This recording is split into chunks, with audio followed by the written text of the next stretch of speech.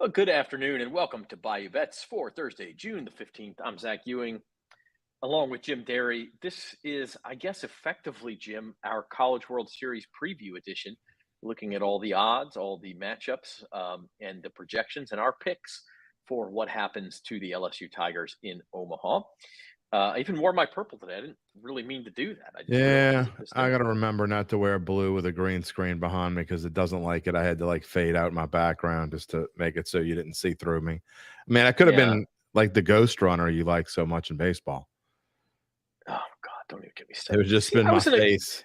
I was in a good mood, damn it, and then you go and like, Just why are want to we doing start off that? the show just right, get you Yeah. feisty. All right. Well, you know where they won't have a freaking ghost runner in extra innings is in Omaha. They won't be dealing with Can you that. say frickin' on Bayou Bets? I don't know. I can. It's my show. I'm going to say frickin' if I want to, Okay. especially when it comes to the ghost runner. Jerry's here. What's up, Jerry? Um, Hello, Jerry. Happy Jerry's belated birthday. birthday yesterday. Happy birthday, How old we turning, Jerry, are Jerry? you 20? Are you 29 again, like my wife? My wife celebrated the Xth. I can't say what number it is. Anniversary of her 29th birthday, where a leprechaun cast a spell upon her, and she has remained 29 ever since. Her too, huh? That happened to my wife. It must be the It's same leprechaun. amazing. I'm Her gonna guess 39. Jerry's the type of guy who maybe doesn't care. So Well, I'm 39 too. Then okay. Okay, all right. We'll go with it. Jerry's 39. Hey, subscribe to the Bayou Bets YouTube channel if you have not already. I know a lot of you watching right now are on Facebook or on the NOLA.com YouTube channel, but go over there to the Bayou Bets channel. We kind of post some shorts from the shows if you miss it or you can't watch the whole Good thing. stuff. Zoe puts up some of the highlights and some of the shorts, and you can get it in those bite-size nuggets. So check that out. Get a subscription. We're going to be posting content from Omaha up there too. I'm actually headed up tomorrow night. I'll be there Saturday. I won't get there tomorrow's games. Did Did Jim just freeze with this scratching his chin for everyone, or was that just for me? Am I Because still if so, frozen? that's got to be. You were like this, just frozen. Yeah, you look not quite Aristotle-esque, but I'm having issues today. My computer is not. I don't know if it's my internet speed or what. Something's going on. all Computer's right. acting weird. I'm got a little lag too. Other stuff we'll talk about today. The U.S. Open is ongoing for golf in L.A. Some low scores out there, a couple of 8 under pars. So we'll talk about that. Also, the NBA offseason has begun. The Nuggets win the NBA title. Rumors swirling around the Pelicans. They did make one move today. The other move that everyone's talking about, I don't think either one of us thinks will actually happen, but we'll talk about it. We'll discuss it. We'll see if anyone disagrees with us. And then last night, the 2024 SEC football schedule was released. That's the first one with Oklahoma and Texas included. And so pretty interesting stuff on what it means for LSU. And we'll talk about that as well. But first off, we're going College World Series. LSU, they actually play the last opening round game. They don't play until Of course Saturday they night do. at 6. But can you blame the NCAA for making this a primetime game? I mean, if No, and you're it a had college to. baseball fan, this is must-see TV. Yeah, it had to be Saturday because both teams and two teams in that side of the bracket had to play until Monday night, so they had to make this a Saturday games. I understand that, but man, I got something going on Saturday. I'm gonna have to, and it's people who aren't. There's a few sports fans there, but I'm sorry, but you're just gonna have to excuse me while either you put it up on that TV up there, or I'll watch it on my phone and not engage with you people. Whatever you want. This is the same construct that tells people in the South you don't get married on a Saturday in the fall. Exactly. You just don't do it. You don't. Unless you want people to show up at your wedding watching football on the screens, or you're going to make that a part of your wedding, you just don't do it. 15-second story. So my best friend gets married way back when in 2002, and going to get married on a Saturday in the fall. He goes, "Well, I picked a game where it won't matter. It was LSU versus Kentucky, and it was just so Bluegrass happened Miracle? the Bluegrass Miracle." And Oh, people were calling me on my cell phone, and I told them I would never forgive him for making me miss the Bluegrass Miracle you live. can't like a game that doesn't matter, and no disrespect to these schools, but it's LSU McNeese or LSU and Lamar or something like it's an SEC game. Something could happen. I don't care if it's Exactly. Vanderbilt. Like something could happen. So Exactly. yeah. Anyway, back to baseball. LSU and Tennessee, same matchup. They played back in March, and it was at the box. Yeah. And LSU won 2 out of 3 in the series, including the Friday night game in which Paul Skeens pitched, as he will Saturday. Now they won that game 5-2, but it was 2-2 in the 8th inning, and then I think it was Jordan Thompson hit like a bases clearing, bases loaded double in the bottom of the 8th after Tennessee had committed an error. They were all unearned runs, and so it was not a dominating victory by any stretch. And I don't think LSU can, oh hey, we're throwing Skeens, we're going to win game 1. Like having Paul Skeens a big advantage. You see the odds -210, but Tennessee's playing well, and at this time of year, you just can't count on anything. I wonder if that dude who pitches for Tennessee with the vein bulging out of his neck, I wonder if his blood pressure is going down to at least like 180 over 100 yet. I wonder if he's still alive. I mean, that guy looked like he was going to have an aneurysm. What is wrong with that clown? He was. Those of you who didn't see it, it was the game 3 of the Super Regional against Southern Miss, and he had just struck somebody out to end like the 6th inning. It wasn't even the I think it was the 7th, but still. Maybe the 7th. It wasn't even all that late in the game, and he is like making throat slashing gestures, and veins bulging out of his head, and I think his teammates were even staying away from him. Something's wrong with that cat. Like, whoa, buddy, whoa! Exactly. And then, was it you or was it Robert in our production meeting who noted that the next inning his velocity was from like 102 it was Robert. 93. Yeah. I mean, it was like he was throwing 102 and then he flips out on the way back to the dugout, and 10 minutes later he's back out there for the 8th inning. He probably couldn't breathe. He doesn't have any velocity left. Yeah. I mean, who does that? Can't wait to see what he does in Omaha. One thing I'll note on this game, the over-under is 10. That's actually very low for a college baseball game. Yeah, and Skeens on the mound, so I think that's about right. Like I said, if it was, I think I said this Monday that if it was 12 or above, that I was jumping on the under. So I don't think you can do that now at 10 in a college baseball game. What's the chances to score? I mean, you could easily get a 5-5 game going into the 9th. I mean, it's probably not going to happen. If I had to bet, I would bet the under, but I'm not going to mess with over under of 10 in college baseball. I'm just not. You don't know what Skeens is going to be like. This is a whole different world, different animal now, as well as he's pitched. When you go to Omaha, and it's a different place you haven't pitched, with the surroundings that he's going to face, and a team that knows him. I don't expect this to be. I certainly don't expect it to be a blowout. You can't bet on LSU at -210. That number's going up. It was -200 when I did the newsletter last night.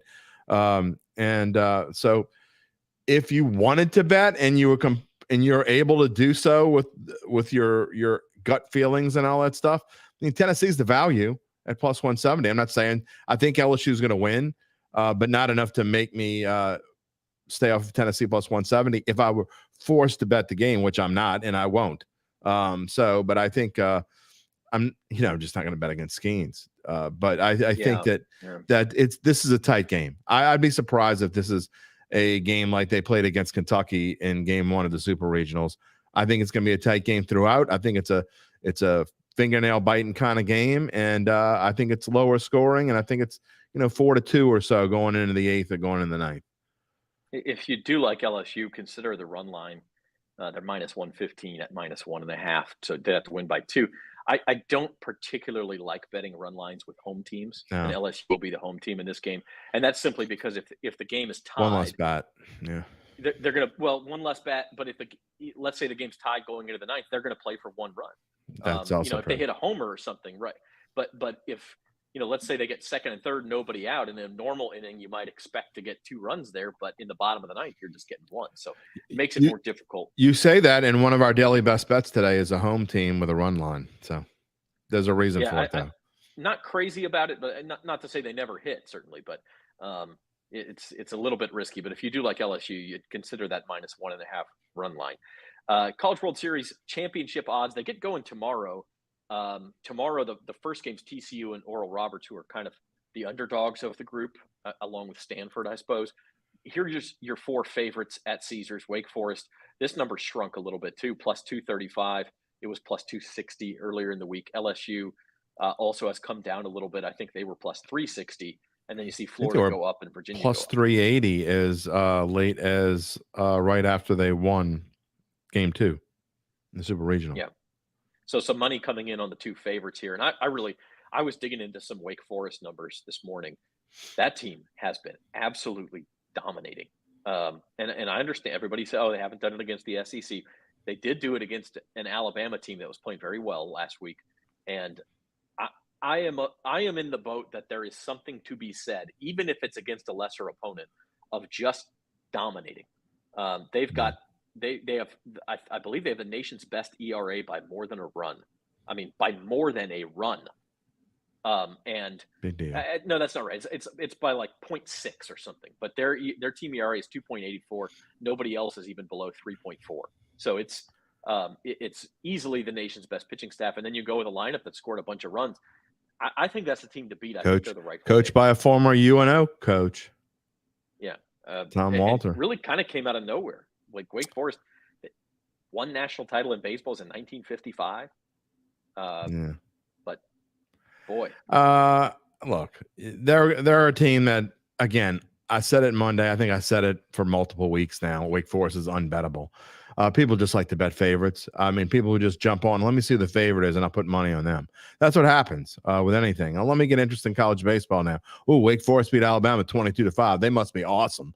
I'll go put money. Oh, you giving me 2-1? Okay, sure. I'll go put money on that. They're unbettable. You can't bet a team like that at plus 235. And frankly, I wouldn't even bet on LSU unless you were just doing it to be a homer and you wanted to have a little something that they won at plus 340. I think you kind of maybe missed the boat when you could have got them even a week ago. I think they were like plus 480 before the Super Regional started. So I like Florida. I think Florida has the easiest road to the championship series. I very much think they come out of that bracket. And I actually think that's a fair value. I still think it's going to be LSU and Florida.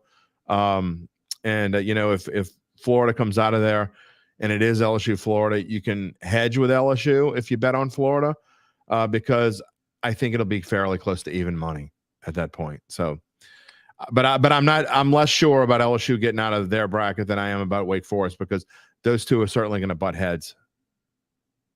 Yeah, and if LSU can win behind Paul Skeens on Saturday, they would get Wake Forest on Monday night, assuming Wake Forest beats Stanford. I don't want to assume they're going to play Monday regardless. So whether they win play or Monday lose. afternoon if they lose, Monday night if they win. How about the four teams that aren't on this list? The bottom four: Tennessee plus 800, TCU plus 900, Stanford 15-1, Oral Roberts 25-1. If you had to lay money on one of those four underdogs, who would it be? Real money or just $1 to win, to brag and say I won something? All right. I mean, there's two different viewpoints. Like I said the other day, no biscuit. The other day I said I'm just going to put $1 or $2 on Oral Roberts because I'd like the way they're playing. We talked about them winning 23 out of 24. I think what they did in the Super Regional to blow an 8-0 lead, lose the game 9-8 in Oregon, and still come out and win the last two games was super impressive. So I am going to put $1 or $2 on them. But I think the value on that side, other than if someone's going to beat Florida, I think it's going to be TCU. I like the way they're playing as of late. And I think they're a decent value of plus 900 to make it through and maybe win the thing. But either Wake Forest, LSU, or Tennessee that comes out of this side, I think is going to most likely Wake Forest, LSU, or Tennessee is going to have an upper hand because they're going to have to fight harder. I think that makes a team a little bit better going into a championship series. That's my opinion. Yeah, the team that I'll take in those bottom four is probably TCU, 9-1. I think that, there's 8 teams left. You get them at 9-1. I think they're at least an average team in this field. I like the way they're playing. They do get to open with Oral Roberts, which you could consider an advantage. So, yeah. Once you win that first game, not that you're in the final 6 at that point, because obviously there's a loser's bracket and teams could come through, but you really are effectively in the final 6, because if you lose, 2 teams will have lost the 0-1 game on Sunday, Monday. So. One thing I really like about TCU is the fact that at plus 900, you're basically getting them at a little over 2-1 to beat Florida. And again, unless something happens strange, I don't think Stanford's good at. I don't think they're very good at all. I didn't like the way Stanford played against. They tried to give. I didn't either. I didn't think they were very good at all. So I don't give them. I don't give them hardly any chance. So I really like it to be Florida and TCU and battling for that spot. So if you're going to give me more than 2-1, which they certainly wouldn't be, if it comes down to Florida versus TCU, winner goes to the championship series. TCU is not going to be plus 210, and so you're getting a better number at them here. And I would, if you want to bet someone from that side, I like them at that number. Plus 900 is a good number. Great point. And I don't mind Virginia either, although I just don't, the 6-1 price. I do like Virginia as a team, but 6-1's not rich enough for me, considering they got to open with Florida. They're dogs in that opening game. And if you lose your opening game, I mean, you can say they should beat Oral Roberts. You're one bad game away from going home at that point. So you really don't want to have to mess with that. We all know weird things happen in the College World Series. It's all about who gets hot. And, I don't think any team's going to come out of the losers bracket. I'll just say that. I think you need to win your first 2 games to get to that championship series. I don't, it's happened before, but I think it's, besides stating the obvious, it's a major advantage psychologically to win those first 2 games, because the team that's the most confident and is playing the best ball is going to have the advantage going to the championship series. And that's why if LSU can find a way to beat Tennessee and Wake Forest back-to-back games, they're going to be in the catbird seat. They got a great shot. So can't discount them for sure. I think they're playing the best baseball right now. I really do. Yeah, it's hard to say that Wake Forest is not the team, but let's go into our picks, because I'm going to take Wake Forest to win the whole thing. I just think, I don't know that I would bet them at plus 235, but I do think that if you had to pick a winner, they have the most complete team. They have the deepest pitching staff, which is a huge advantage, obviously, especially if you were to drop a game. Let's say they lose to LSU in the game on Monday. They are a team I think could come back through and beat a Tennessee and then get another shot at LSU. And they'd have to beat them twice. But at that point, they probably have more pitching left than LSU. And so I'm going to take Wake Forest to win it all. I really am. And I think I'll go Wake Forest over TCU. How's that in the final? Wake Forest and TCU. Okay, I see what you're saying. Look, I'm not going to change my final prediction. I've been saying the same thing since before the regionals even started. That's how long I've been saying this, and now it's a very good possibility. So I'm going to stick with the same thing that I said before, and it's LSU versus Florida. I'm not going to be a homer because I'm going to pick Florida to win the championship. I think Florida has the easiest road. I'm going to kind of contradict myself a little bit, but I think they're that good that where even if they come out of this easiest bracket, I think they may have to expend so much less energy than these other teams may have to. I just think they're that much better than everyone else. So I'm going to take Florida over LSU, but I think if it happens that way, it's going to be a great series. And I think it's going to go 3 games and we'll get our money's worth for sure. But that's my pick, Florida over LSU in the championship series. All right. Drop in the comments what you think will happen in Omaha over the next 12 days or so, and I'll be there Saturday, and we'll be doing some live stuff on the YouTube page. So make sure you're subscribed to the Bayou Bets YouTube page and some other videos as well. So it'll be lots of fun. Our Instagram, our Twitter account, all that stuff. Our TikTok, we'll have it all. Although, wait, Nebraska's not one of those states that banned TikTok, is it? There's 2 states that I think it was Montana and somebody. I have no idea. I don't know. You have to force me to get on TikTok. One of these days you're going to force me, but you haven't yet. So I get it. My wife is a TikTok flipper. I mean, it's incessant. I mean, she'll sit there for 4 hours and watch TikTok, but just for that reason alone, I'm not a fan of TikTok. But that's a whole nother story that no one cares Moving about. on to literally a whole nother story. The NBA. Look. The offseason has started because the rumors are flying. And first of all, I gotta say this. The Denver Nuggets, most of the time I roll my eyes at championship parades. This was, by all looks of it, an epic parade today. I don't know if anybody saw some of the highlights, but Michael Malone, the coach, is going off into the crowd and spraying champagne on people and talking about how we're going to run this expletive back. And Nikola Jokic, who on Monday night after Game 5 had that kind of viral clip where they told him there's a parade on Thursday, and he goes, "Oh, I just want to go home." Well, then he gets out of the parade and he goes, I say I don't want to go to parade, but this parade is expletive, incredible, and it was fabulous, man. It was seriously. Nebraska did ban TikTok, Zoe tells us. Okay, Yeah, it's well, 2020. I guess I won't be doing TikToks. I'm going to be at Harris Council Bluffs across the river in Iowa, though, and I might be doing some TikToks from there. I wouldn't ban TikTok. There's too No, many videos about corn on there. Iowa's the Wild West, man. You can do anything in Iowa. I mean, you definitely not being banned in Iowa. Look, I was wondering when they were going to Colorado, were they actually going to, spray champagne or smoke weed? I mean, it's a valid question, right? Where's the speaking of TikTok, we need the GIF of the girl saying, "Why not both?" Yeah, well, I mean, maybe you could soak your weed in champagne, although it probably wouldn't light very well. Might taste a little weird, but then eat it. I don't know. Pour a little weed on your brownie. I don't know. Whatever. What are you talking about? I don't know. I'm off the rail. I'm counting the days to vacation, buddy. Dipping weed brownies in champagne. Hey, man, you won the championship. Do whatever the hell you want. It's like 12 days until your vacation. You can't be counting it down yet. Maybe I'm thinking about but dipping champagne in brownies. I don't know. Whatever. All right. These are next year's odds. Let's talk about that before we get to the Pels, because we got some Zion to talk about. But Nuggets are the favorites for next year. I mean, it sure looks like they're going to have most everybody back. Bruce Brown, I think, is the guy who's has an opt-in year. But they're trying to chant his name and stuff at the parade. Like, I don't know that that's a piece that's going to cost you a chance at a title. The question is, what does the Western Conference do around Denver? Because to me, there's no reason you shouldn't pencil them in as the favorites. Yeah, I mean, they got that Kansas kid. He's really good. Twice. He's not better than the Mizzou kid they've got, though. All Michael right, Porter Jr. played a whole 3 games at Mizzou. Okay. Look, I'm just legend. I'm just saying. Well, the Kentucky kid is better than all of them, but that's another story. The Serbian kid is better than all. The Serbian. Well, I'm not even bringing up the Serbian kid because that goes without saying.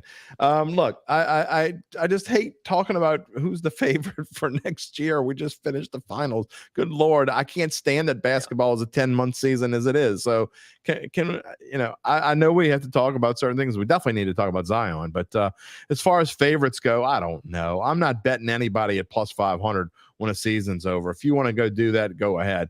I mean, I don't think you're going to see massive odds changes, so there's absolutely no reason to do that.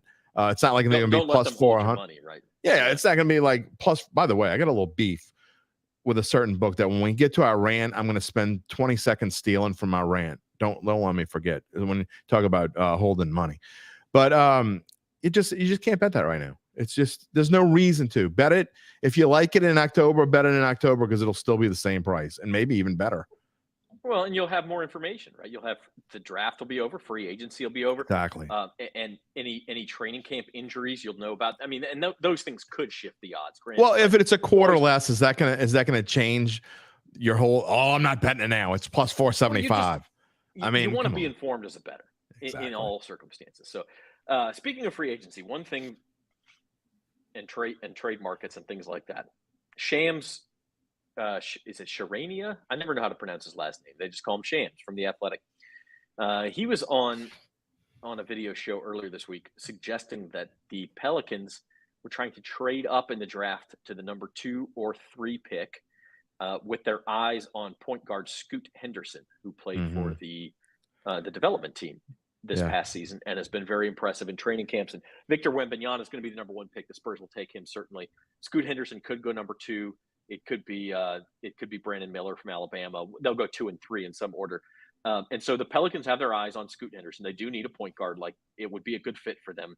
But Shams floated the idea that the Pelicans could trade Zion Williamson to move up to this number 2 pick.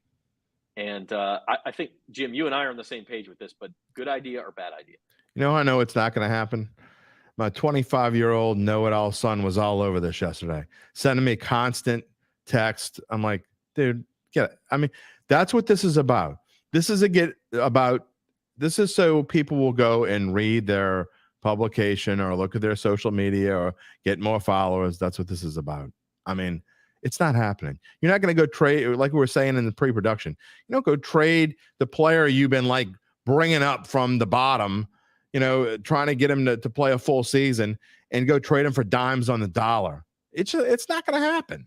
So no, I mean, it doesn't make any sense anyway.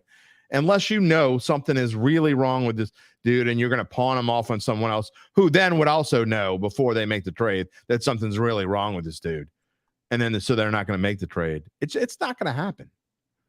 Yeah, I don't know that I'll go quite that strong. I mean, I do think if the Pelicans, teams do physicals before trades. If there's something wrong with him right now, they're going to know. But if the Pelicans have spent enough time with Zion to say, we don't believe he's going to lose the weight, we don't believe he's going to stay healthy long term, and we're going to cut bait now. That's the only way. They wouldn't have made all these changes if they. They make changes to the medical staff. We didn't really touch on Teresa Witherspoon being fired. I mean, Teresa Witherspoon just announced this morning, or actually this afternoon, let go by the Pelicans, and she was close with Zion. By the way, she was. I mean, he specifically mentioned her as someone who helped him through his rehab and helps him with his mental and all of those things. So just that's kind of my point. Yeah. So I think that they're already gearing up. I think there's probably talk behind the scenes like, look, buddy, you ain't a baby anymore. We're not sitting around waiting for you to grow up and do whatever it is that you want to do, because this is big boy basketball now. We're cutting ties with these other people, and you're going to start doing it the right way. And I mean, from what the little I've seen, I think he wants to do it the right way. I think he's just young. He's just, some people grow up faster than others, and Zion's probably not growing up as fast as some, especially males. I mean, I denied the whole thing until I was 27 or 29 that, women grow up faster than men. They just do. It's a fact. And so I think that he's probably a baby at heart and he's needing to grow up. And I think this is probably part of him growing up. Yeah. At some point there's a put up or shut up for Zion. And I think it's this coming season. Do you trade him before that point? I don't think you do unless you're just blown away by the offer, unless somebody wants to pay the full dollar value for him. And even then, is he going to get better? It's a hard situation. I certainly, if the question is, hey, if you really want Scoot Henderson, you want to get up and get him, I'd certainly trade Zion before I trade Brandon Ingram. You can't trade Brandon Ingram. But I don't know if that is the question. I mean, I don't think at this point, yeah, you don't want to trade either one of them. I think what probably happened, and we talked about this as well. I think there was probably some talk behind the scenes. That talk got out. Did the talk mean anything? I mean, there are always like talks. Would you be interested in trading so-and-so? And David Griffin probably said, we'll trade anybody if the price is right. And so then that becomes, the Pelicans are thinking about trading about Zion. So it's I won't say it's not going to happen. It's very highly unlikely that they would cut bait on Zion Williamson at this point when they just basically made a huge commitment to him. It's just, let's talk about this again next year. Let's play the hypothetical game just for a second as we have the Pelicans odds there on the screen.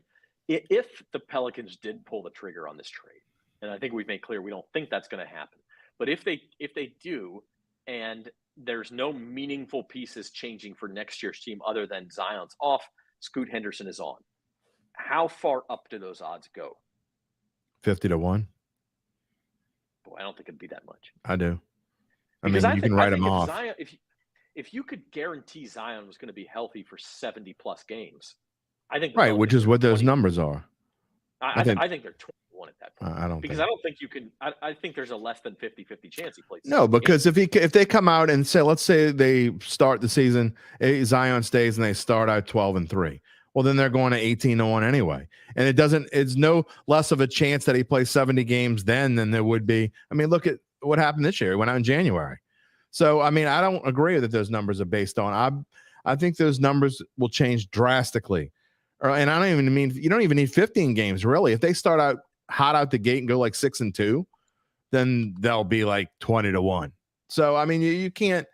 I just think without Zion, this team is. Without a healthy Zion, this team has no shot. I don't care who they get. Yeah, okay. I mean, I don't know that I 100% agree with that statement, but I do think their best chance is with Zion. I mean, in the short time he's been on the court, he has shown himself to be a difference maker. I think the problem is like the best ability is availability, right? Like you can't help the club in the tub, and Zion's been in the top or at the buffet. I mean, and that's the thing or with someone else somewhere else. I don't know what. Gosh. Anyway, If you're making headlines off the court, you're not helping the team. Let's just leave it at that. I don't know what y'all think. I'm talking about like his buddy at the buffet. So he's Get your minds out of the gutter. Stop it. Shut up, Jim. Stop it. Move on. All right, we're gonna move on. U.S. Open golf. Here's your live odds. This is as of about 2 minutes ago. We got Xander at plus 275. Xander Schauffele and Ricky Fowler had course records today, or not course records, excuse me. They had U.S. Open single round records at the Los Angeles Country Club. Xander at plus 275. You see Fowler plus 550. Scotty Scheffler. There's a 5-shot gap after them, by the way. So it wasn't like this was the John Deere where everybody's going to shoot 7 or 8 under. Those two shot 8 under. The best round of anybody else thus far is 3 under, and Scheffler's one of those. Rory's off to a nice start. He's an afternoon guy. Remember, this is in California. It's only 2:30 there. Lots of golf still to be played, even in this round. Stays light. What are your early? Yeah, what are your early impressions? I said it on Monday's show. I said it in my picks to click. I like Ricky Fowler as the long shot. He was plus 5,500 to start this thing. So go Ricky Fowler. I got a lot of stock in Scheffler and Fowler this week. Those are the two that I really liked. I like the way Ricky Fowler's been playing. I thought his price was way, way, way too low for the way he's been playing. And he knows how to play these, obviously, play these sorts of events because he's been doing them for a long time. So I still think you can't bet on him now, I don't think, at plus 550. That's kind of ridiculous. Nor can you bet on either of the other two. So if you want to get Rory, you better jump on him now because those odds are probably going to go. Jim, Rory has birdied the first 2, and now he's plus 800. Yeah, there you go. So he just moved. Yeah, so you almost have to hope he does something silly. But I'm the kind of guy who likes to buy live odds after round 2. And I'll buy someone that's maybe lying in the weeds. I don't think any of these numbers are great. Rahm at plus 1,600, playing really, he hasn't played all that great as of late. And he was 1 under today and did nothing spectacular. And I got to be honest, from what I understand, the morning conditions were about as good as any conditions are going to be the rest of the tournament. So I don't know that you're going to see any crazy numbers. You just got to hope, if your guy's not even par or better, he's not going to win this tournament after today, is my opinion. So just kind of watch how it goes. You want to make a bet after the season, but there's really nothing of value right now. The value was before this thing started. And even Scheffler now, it's funny because he's 5 shots back and his odds are lower now than they were when this tournament started. Yeah, which is kind of interesting. But it also goes to show you, Jon Rahm is not out of contention, certainly, but he's got a much bigger hill to climb. Some of the afternoon guys have not started out well. Matt Fitzpatrick has not started out well, the defending champion. I'll give you a name that I also gave you on Monday. I think Tony Finau has a good week. I don't know if he's going to win it, but I played him in DraftKings. I played him for a top 10. That stinker he put up a few weeks ago really kind of like, I don't know. He was playing so well. He was playing so well for so long. I thought he was due to regress. He's one of those guys I need to see come back a little bit. I'm not sure about, I don't know. His numbers not to move to 1 under. He's only through 3 holes. So back to make him 30 to 1 probably, but we're barely more than none of these guys are really bettable, honestly, at this point. So that's the point. Look, Xander is in the best spot, obviously, of a first round leader because really at 8 under, 8 under might win this tournament if you think about it. I mean, it's not out of the question to see.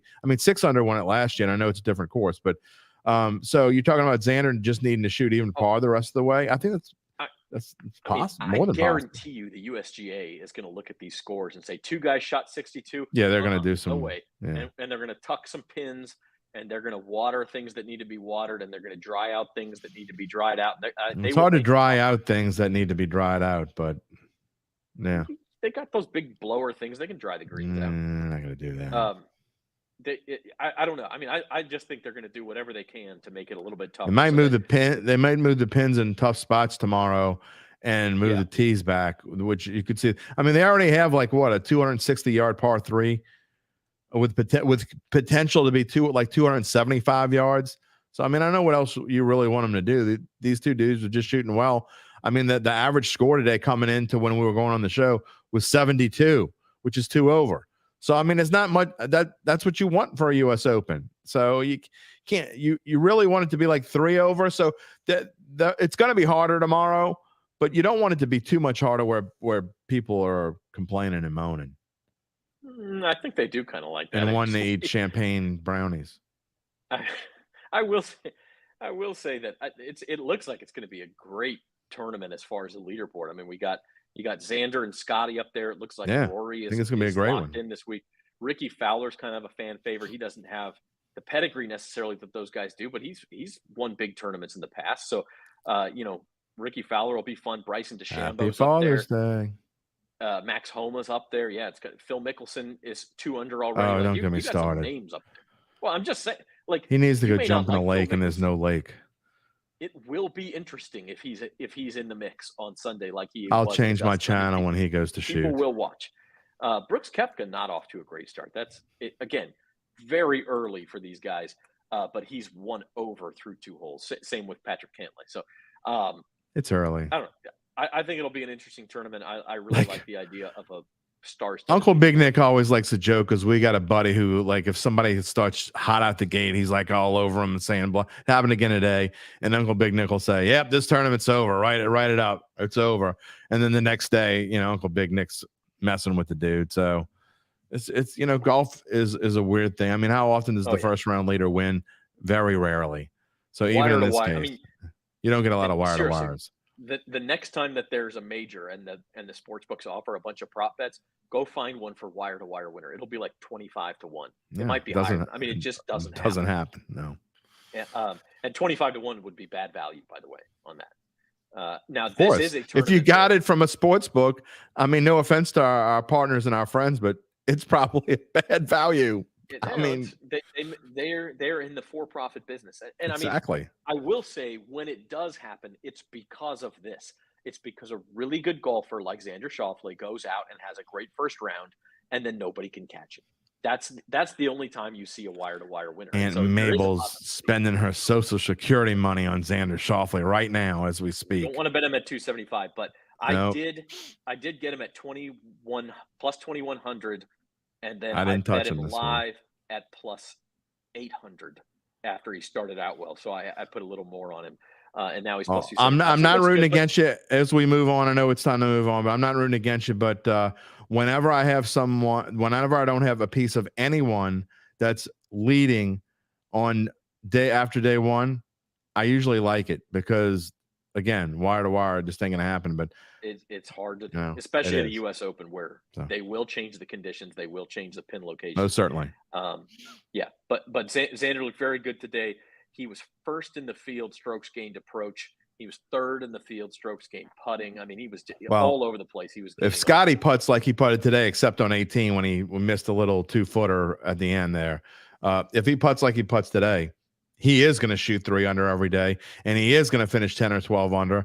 And I don't know that anyone else can be able to catch him. So as you go forward, I mean, Scotty actually was fairly pedestrian tee to green today, which he's been by far the best player in the world all year. He lost strokes against the field in short game, but he was 6th in the field thus far in strokes gained putting. So you're right. If he putts like that, he's going to win this thing. Lights out. He is. Yeah. Finally, our last topic of the day: the 2024 SEC schedule was released last night, and here's LSU's opponents. This is just a one-off. It's an 8-game schedule. It's kind of interesting because there's not going to be divisions for the first time in a long time in the SEC next year, but they're not to their permanent schedule rotation with Texas and Oklahoma, which they expect to be finalized by the 2025 season. So this is just kind of a one-off year. Very interesting the way they shape things up. I think they try to make it even. They throw LSU a bone with a Vandy home game. You're going to be a big favorite in that game. The road games don't look too bad, at least certainly not worse than usual. And you get Oklahoma and Alabama at home. It's an interesting schedule. It is an interesting schedule, but again, we don't know what's going to happen when they all, get together and Oklahoma and Texas get to vote. We'll see, but I'm not for the three permanent opponents. I just don't like that. I don't think it's fair. Again, I get that some people would be upset. Auburn, we talked about a pre-production. I don't think Auburn would be upset if they got Alabama all the time because they want to play that game. It's going to make them money. They want that rivalry, but some other teams may get hosed. If Georgia probably gets Florida, LSU probably gets Texas A&M. You go down the line, Oklahoma would probably get Texas. And meanwhile, Tennessee gets Vanderbilt. Correct. How is that fair for the exactly? Other contenders? I mean, that's like a free win. So it's just, I hope that they look at this from a fair point of view, and I just don't think that they're probably not going to do this, but I would rather just see a completely rotating schedule. There are 16 teams in the league, and I would rather just see, if you're going to play 9 opponents, you just play 9, and you get 2 or 3 teams that you play twice in a row, but it's going to rotate, and you're going to get. And I get that that Alabama then wouldn't play the Auburn, Alabama Auburn Egg Bowl. I understand that, but it's easy to do. Put it that way, it's easy to do. Anyway, we'll see. And it's impossible to do because it's not impossible to do. They will not get rid of the Iron Bowl. They will not get rid of the Egg Bowl. They're not going to do that. People would write. I remember for years and years and years and years when I was growing up, they will never do it. LSU will always play Tulane in that last game of the year. It will never change, ever change. And then they made it so they played them early in the year. Okay, well, they'll never not play Tulane. And a few years later, Skip said, "You know what? We're not playing Tulane anymore. It's a waste of our time." So I think Alabama Auburn's different, man. Okay. You probably gave away your answer, but I was going to ask you, as an LSU alumnus, how does it make you feel that this is the only time in 100 years, except for 1 year during World War II, when Mississippi State didn't have a team? This is the first time in 100 years LSU is not playing Mississippi State in football. Does that bother you? Not one iota. I mean, now I would rather play Mississippi State than Florida, but it has nothing to do with the fact that they played for 100 years in a row. Just that I'd rather play Mississippi State than Florida. I mean, I'd rather play Mississippi State than Alabama. Again, doesn't have anything to do with the fact that they played Mississippi State 100 years in a row. So no, I don't care if they played somebody 138 years in a row. I mean, it didn't bother me when they cut Tulane out of the schedule. I mean, it was a waste of time. Well, Tulane was no longer I mean, that to me, that's a different story. They were no longer on LSU's level. Well, they weren't LSU's level in 82 either, and Tulane beat the hell out of them. I mean, and they beat them, I think, again a couple of years later when LSU was going to the Orange Bowl and Tulane was like 3-8. So, I mean, just can't never say never. But no, it doesn't bother me to answer your question. All right. Yeah, it will be interesting. And as Jerry said, it's strange. It's going to take getting used to. As we say that, by the way, my dog's outside barking. I don't think you can hear him through my mic because it's a direct mic, but he's barking like hell as soon as you start. So obviously it bothers him that the Bulldogs are not playing the Tigers. He wants a piece of those Tigers, I guess. Yeah, I guess. All right. Let's move on to our rants. We haven't talked. Okay, that's all. That's it. That. What's that? No, you were ready to move on. You didn't want any more dog talk. I mean, I can't hear your dog, so if you want to keep telling us what you want to give him the mic? No, I'd rather see tripod on the mic. Can we do that? We should probably in the background. That's Zoe's dog with 3 legs. Fantastic. Let's move on. What we can do. All right, we haven't talked about the Saints yet. They're, and look, it's the offseason. They made some headlines with a bow fishing trip that Derek Carr apparently loved. He was talking about how they're beating the alligator gar over the head with a hammer on the boat. Some people thought it was an alligator. And we had heat of people were going to lose their minds. Never been in the swamp. Thought it was a real alligator. But the other headline right now at the Saints is, the NFL needs somebody on Hard Knocks, the HBO show that goes inside training camp with one team. It was Dan Campbell of the Detroit Lions last year. People really loved getting to know Dan Campbell. The Lions kind of became fan favorites. This year, there's certain criteria that the NFL says, okay, well, if you have made the playoffs in the last 2 years, you're not going to be on Hard Knocks, because they want a team that's trying to build up to it. It's sort of the storyline part of it. You can't have a team that has a first-year head coach because it's just too distracting as new head coach comes in. You can't, there's certain criteria. And so as it comes out, there's only like 4 teams that actually meet all of the criteria for Hard Knocks. And it's the Saints are one of them. The other 3 are the Jets, the Commanders, and I'm missing one. But as it turns out, none of them want it. Right. There's headline the Bears. That's why it's been so late. The Bears, that's right. there's usually an announcement in March or April about who's going to be on Hard Knocks in the preseason, and we haven't had one this year simply because nobody wants it, and the NFL is trying to decide. Now, the NFL does have the ability to force a team's hand, and so they could come to the Saints and say, sorry, we know you don't want this, but HBO's coming in, they're going to do Hard Knocks. And if that happens, I actually think the Saints, who have all said to a man, we don't want these cameras in here, it's a distraction, blah, blah, blah, blah, blah. I actually think it's going to be just fine if that happens. I think they're an interesting team. I think they're a veteran team that knows how to handle this sort of thing. And frankly, I think the nation would kind of get to know a team that's probably pretty likable. So if the Saints do get forced to be on Hard Knocks, I have no problem with it at all. I don't think the Saints should worry. I don't think their fans should worry. Wouldn't bother me at all. I do think that if the NFL does end up forcing a team to do it, it'll be the Jets, because imagine the storylines that you could have with the New York Jets and Aaron Rodgers. But if it's the Saints, Jim, I'm just not worried about it. I like how you've changed the wording of your rant from what it was in pre-production. You didn't have the force to be part in pre-production on the sheet. After I gave you what my response to, because my response let me. My response is was always part of my thought. I knew they didn't want to. They don't. No, it's not just that they don't want to. They won't. I don't think they should worry. They will absolutely have to be forced to do it. And even then, here's why I don't think it's going to happen. First off, because they're going to pick the team, and I don't think the NFL really cares which team it is. You talk about the story. The NFL doesn't care about the storyline. HBO does, but the NFL doesn't care about the storyline. So here's who I think they're going to pick. They're going to pick the team that puts up the least resistance, even if none of them want to. One of them's going to put up lesser resistance than another team. And I guarantee you, of those four teams, the Saints are going to put up the most resistance to it. They don't want to do it. They'll have to be kick, dragging, and screaming. You won't get anything from them. They'll find ways to shut you out of certain things. It's going to be a nightmare for HBO if they make HBO, if they force the Saints to do this. I'm telling you right now, it's not going to happen. So, but that being said, should they worry? I don't think they're worried. They just don't want to do it. They just don't want to do it.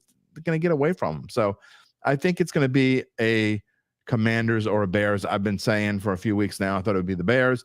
It makes the most sense to me. You get to Justin Fields. You can follow around Justin Fields like a lost puppy. He'll probably eat it up. Then next year the Bears will be everyone's darling. And sorry, Zoe, they'll suck then too. Just like Detroit's going to suck this year. I mean, it's so what?